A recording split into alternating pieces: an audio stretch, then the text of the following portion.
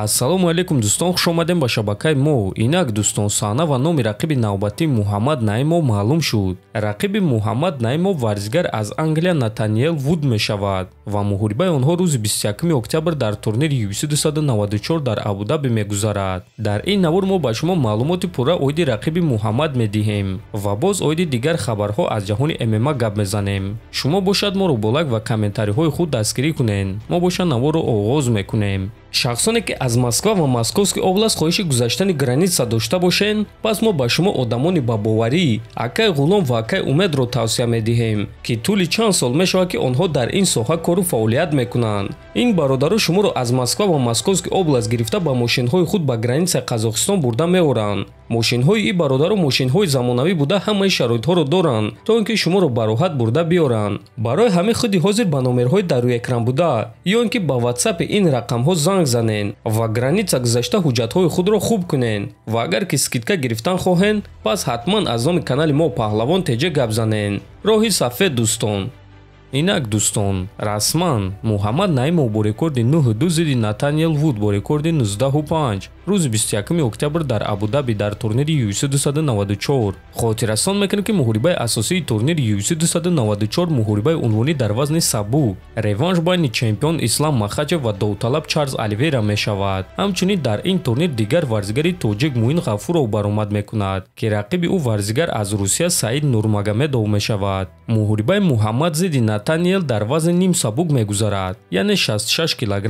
Вазни аслии Муҳаммад Наимов 66 кг аст, аммо ӯ якум муҳорибаи худро дар UFC дар вазни сабук, яъне 70 кг гузаронида буд, аз сабабе ки муҳорибаро дар муддати кӯтоҳ қабул карда буд. Лекин ба ин нигоҳ накарда, Муҳаммад дар дебюти худ дар ташкилоти UFC ғалабаи дурахшон бо тариқи нокаут ба даст оварда соҳиби бонус шуда буд. Барои Муҳаммад ин дуюм муҳориба дар ташкилоти UFC мешавад, аммо якум муҳориба дар вазни 66 кг. Ана рақиби ӯ Натаниэл Вуд бошад дар UFC аз соли 2018 баромад мекунад ва дар ин муддат ӯ дар UFC аллакай 9 муҳориба гузаронидааст, ки дар 7 тоаш пирӯз ва дар 2 тои дигараш мағлуб шудааст. Рекорди Вуд 19-5 аст. 8 ғалаба бо тариқи нокаут ва нокаути техникӣ, 5 ғалаба бо тариқи сабмишн ва 6 ғалабаи дигар бо қарори доваро. Аз бохтҳо бошад 2 бохт бо тариқи нокаут ва нокаути техникӣ, 2 бохт бо тариқи сабмишн ва 1 бохти дигар бо қарори доваро. Умуман дӯстон, Натаниэл варзигари пуртаҷриба ва ҳаматарафа сахт аст, аммо Муҳаммад Наимов низ тӯҳфа нест ва ӯ ҷангвари хеле хатарнок аст, ки ӯ ин чизро чандин маротиба исбот карда буд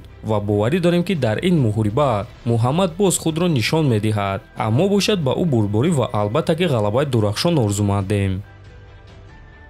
Тобови ҷангвари вазни 61 кг UFC Марлон Вера оиди реваншаш бо чемпион Шон Омели фикрашро баён кард.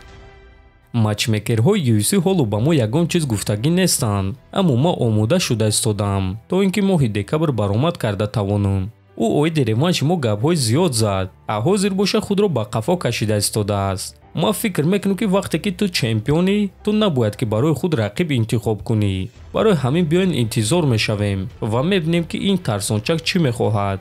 ма бошем ҳозирашда тамринҳои худро идома додан мегирем. Шон ҷангвари хуб аст ва ҳозир камарбанд дар дасти ӯст, аммо бовар кунен, ма боз ӯро шикаст медиҳам, гуфтааст Вера. хотиррасон мекунем ки Шон Омели ҳамагӣ 1 бохт дорад ва ин кор дар муҳориба зидди Марлон Вера шуда буд. Тобови ҷангвари вазни сабук UFC Рафаэл Физиев дар реванши Ислам Махачев ва Чарлз Оливейра прогнози худро дод.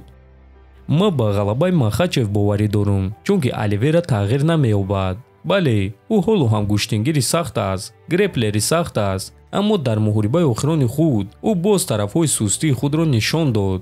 ма фикр мекунем ки агар ки ӯ ҳамаи ҳамон корҳои кардаашро дар муҳориба зидди Махачев кунад, пас барои ӯ ин кори хуб намешавад.